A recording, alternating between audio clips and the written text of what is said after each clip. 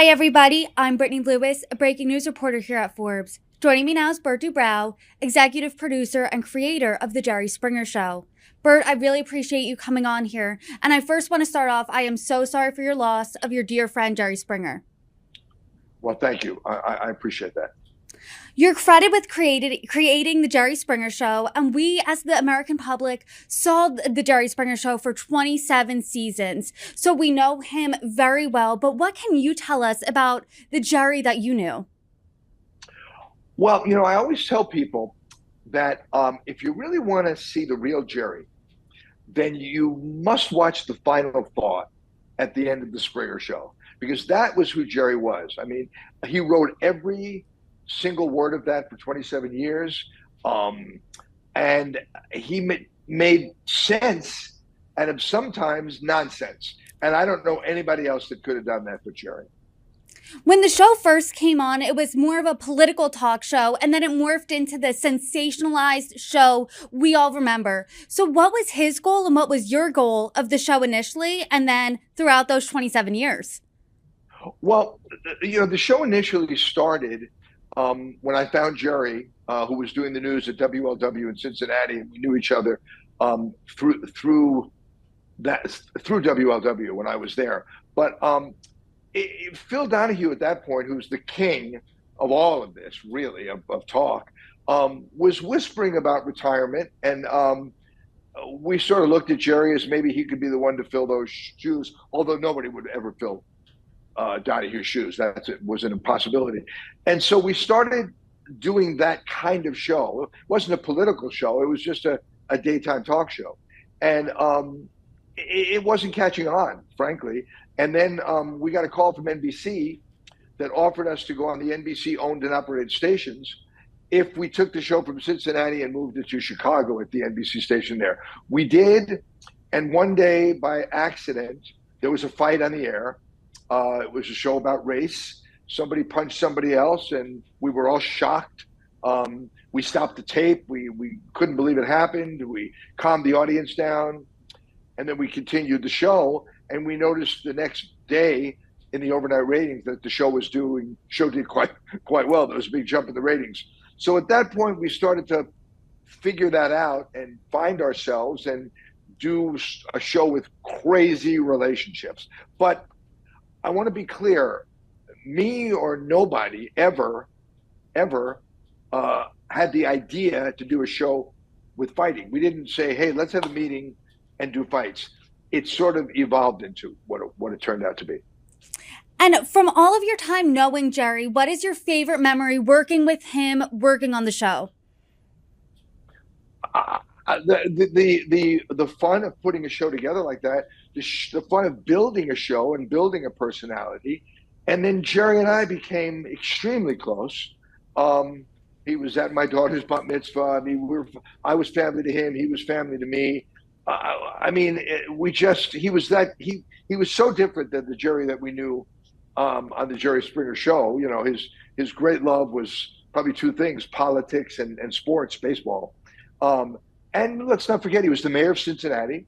So he was a brilliant guy.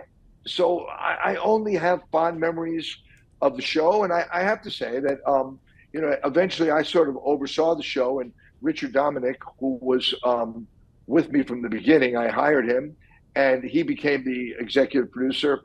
It was me and then someone else and then Richard. And Richard took it to a whole other level. So it was all of that building that I love so much. He's credited with changing television as we know it forever. And he even told CNN back in 2010 he thinks being minted the grandfather of trash TV was accurate. So from your perspective, how did Jerry Springer change the game? Well, it's a very simple answer. Look at the show. It went from, one person or two people or three or four people sitting on a chair talking about something to getting off the chairs and getting into some pretty intimate stories, intimate relationships, etc. I think the Springer Show sort of became a circus in a way. And once it really became that circus, when it was middle ground, nobody was talking about it. It wasn't seen as much. When it got all the way up here, then people sort of got the joke, if you will. Not that it wasn't real, because it was real, but then they got it and they saw that little wink in Jerry's eye, and that changed the landscape. But as anything else, when something like that changes, it's usually not planned. It just sort of happens. Without Jerry Springer, do you think we would have reality TV? Well, yeah, because I also created an executive producer Sally Jesse Raphael show, um, and all of our shows back then, Sally, Ricky Lake, Phil, who's the father of them all, were all doing a version. I mean, here's the truth: Phil started that format, Donahue, and we all started out trying to do what Phil did, but none of us really pulled it off as well as Phil. None of us did. But we all sort of had our version of it. And that's really the way I see it. I want you to talk with us about Jerry Springer's legacy. He obviously had this larger than life persona. You ask anyone, literally in America, everyone knows the name Jerry Springer. He was a lawyer, he was a politician, he was a news anchor, he was a talk show host. How will history look back at Jerry Springer? Well, I think history is going to remember the Jerry Springer show. And I think he'd be okay with that. Because, quick story, when we first became popular, we went to one of the first interviews we did was the Today Show. And we were sitting in the car going over questions. What if Katie Couric says this? What if she asks this? And, we were just role playing. And then we got in the studio and Jerry sat next to Katie and she asked him something to the effect of, what do you think of the show? Or how do you feel about doing the show? And he said, well, it's a stupid show. I wouldn't watch it. And that sort of broke all the barriers. And so I think people will remember him as from the Springer show. I mean, the people of Cincinnati will remember him as that and as their mayor. They will also remember him as their news anchor along with Norma Rashid. So it depends on who you are and what age you are and where you come from, I guess.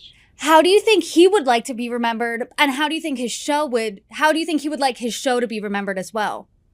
I think exactly for what it was. Exactly for what it was. I don't think he would change a thing. I think he got it. He enjoyed it. He embraced it. He had fun with it. And I think he would be fine with exactly the way it was.